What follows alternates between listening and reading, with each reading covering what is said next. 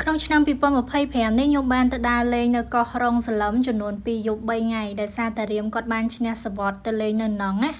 ហើយនៅណងក៏ជាលើកទី1ដែរដែលខ្ញុំបានទៅនៅក្នុងមជ្ឈជីវិតរបស់ខ្ញុំនឹងដែលជាបទពិសោធន៍ដ៏មានន័យនៅក្នុងជីវិតនៅក្នុងអាយុ26ឆ្នាំដែលខ្ញុំអាចចាត់ទុកបានថានេះគឺជាការដើរផ្សងព្រេងហ្មងណាព្រោះដោយសារអីទៅណងគឺអត់មានស្គាល់អីទាំងអស់អត់ស្គាល់ទីតាំងអត់ស្គាល់កន្លែងអត់ស្គាល់គ្រប់បែបយ៉ាងនៅកន្លែងណងគឺថាយើងទៅព្រាវតែម្ដងប៉ុន្តែចំពោះការធ្វើដំណើរវិញគឺយើងប្រើប្រាស់ជាមួយនឹងក្រុមហ៊ុនវរៈប៊ុនឋាននៅពេលដែលធ្វើដំណើរពីភ្នំពេញមកដល់បរសៃអនុហ្នឹងគឺយើងជិះឡាន VIP របស់វរៈប៊ុនឋានណាមិនថាជិះទៅដល់កំពង់ផែជិះកណូតអីទេគឺវរៈប៊ុនឋានអល់ហ្មងពេលទៅដល់នោះភ្លាមអីដែលខ្ញុំចាប់អារម្មណ៍ជាងគេគឺខ្សាច់នៅកោះរងហ្នឹងគឺមានលក្ខណៈសក្បោះជាមួយនឹងទឹកសមុទ្រថ្លាខៀវមើលឃើញដល់បានហ្មងបើដើរមើលពីលើស្ពានវិញគឺឃើញត្រីមឹក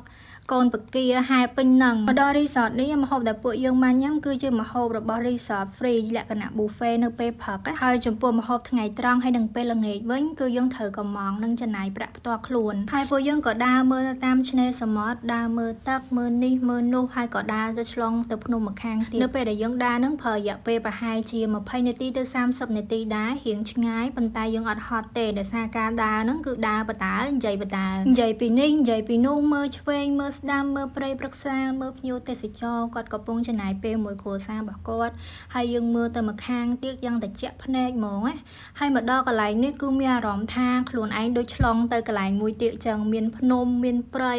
និយាយទៅស្រស់ស្អាតខ្លាំងមែនតែនហ្មងឡើងត្រជាក់ភ្នែកគោលបំណងដែលដើរទៅភ្នំម្ខាងទៀតហ្នឹងគឺចង់ទៅមើលថ្ងៃលិចហើយនឹងទិញក្តាមពីបងនេសាទដែលគាត់លក់នៅហ្នឹងខ្ញុំចាំបានថាពេលហ្នឹងខ្ញុំទិញអស់50000រៀលប្រហែលជា1គីឡូប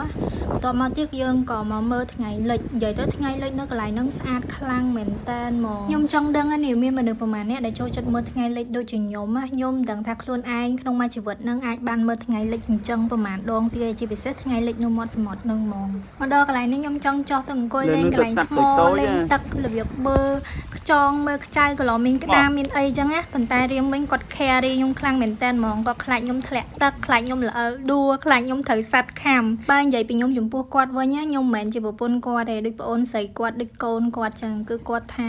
គាត់ខ្លាចហ្មងគាត់ខ្លាចខ្ញុំមានបញ្ហាហ្មងនៅពេលដែលនៅក្បែរគាត់គឺខ្លាចខ្ញុំអញ្ចឹង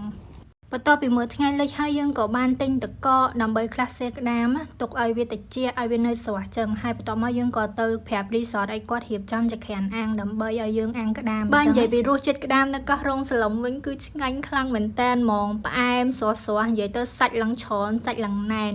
ញ៉ាំបដាស្ដាប់សលេងទឹកសមុទ្រនៅពេលយប់បដាអូយជីវិតមានន័យហើយស្ងប់ស្ងាត់ខ្លាំងមែនតែន